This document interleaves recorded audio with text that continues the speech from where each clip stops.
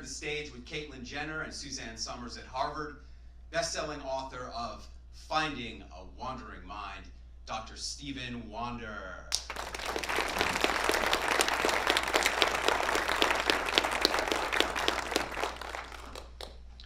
By show of hands, raise your hand if you have kids.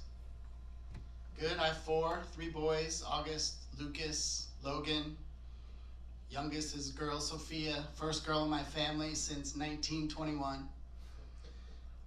When I go on a speaking engagement, TV appearance across the country, when I get home, first thing she does is she tilts her head and bats her blue eyes and she says, "Daddy, what'd you bring?" Well, her birthday's next week, so what I'm bringing is a shout out from my audience tonight, Sophia.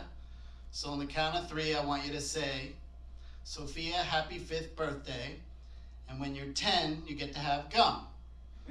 So 1, 2, 3.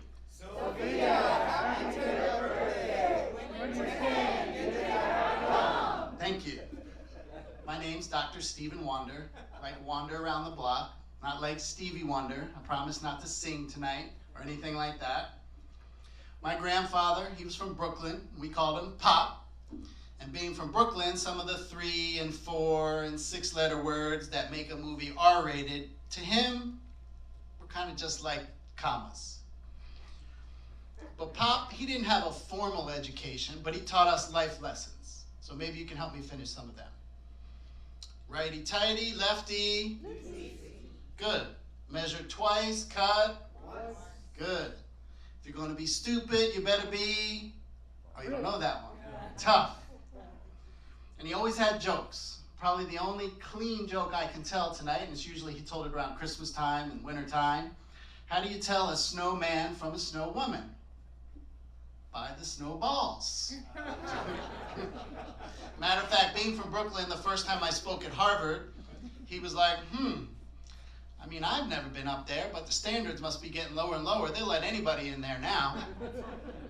But 4 years ago, Pop wasn't Pop. No more jokes. You looked into his blue eyes, nothing looked back. Matter of fact, he walked up to me one time and he said, "Hey, how you doing? I'm Aaron Wander. What's your name?" And after that, I said, I need to go to his next doctor's appointment. I went to the appointment with my family.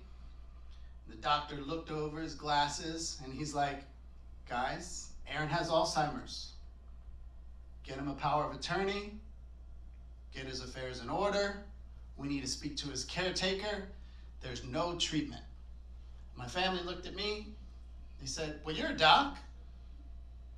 What should we do?" And I kept hearing in my head over and over again, there is no treatment. There is no treatment. There is no treatment. And I was like, is there some secret code? Some special formula, like the recipe for Coca-Cola in a vault on care for Alzheimer's? I said, that can't be right. So I started to do some research. And I found there is a protocol that is 92% successful in reversing cognitive decline in Alzheimer's. Over 3,000 people since 2014 have reversed their condition with this protocol. By the year 2050, 160 million people will be diagnosed, and deaths have gone up 123% in the 15-year span from 2000 to 2015, making it now the 3rd leading cause of death. And during my speech here tonight, 5 people will be diagnosed with Alzheimer's. 1 person every 65 seconds. The FDA hasn't cracked the code. There has not been a drug approved for Alzheimer's since 2003. So those of you who raised your hand when I asked, did you have kids?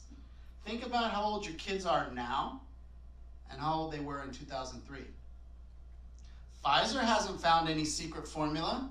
They laid off their entire Alzheimer's division this year, laying off over 300 employees because they said we are wasting money. There's a small school out on the West Coast. Maybe you've heard of it. Stanford. They said the researchers need to put their research in a different direction because nothing is working to slow onset and delay the progression of neurodegeneration in the brain. There is objective data which can actually show you, do you have any degeneration in your brain now, 30 to 40 years in the future before you have any symptoms. Here's another life lesson from Pop. An ounce of prevention is worth a pound of cure. That's right.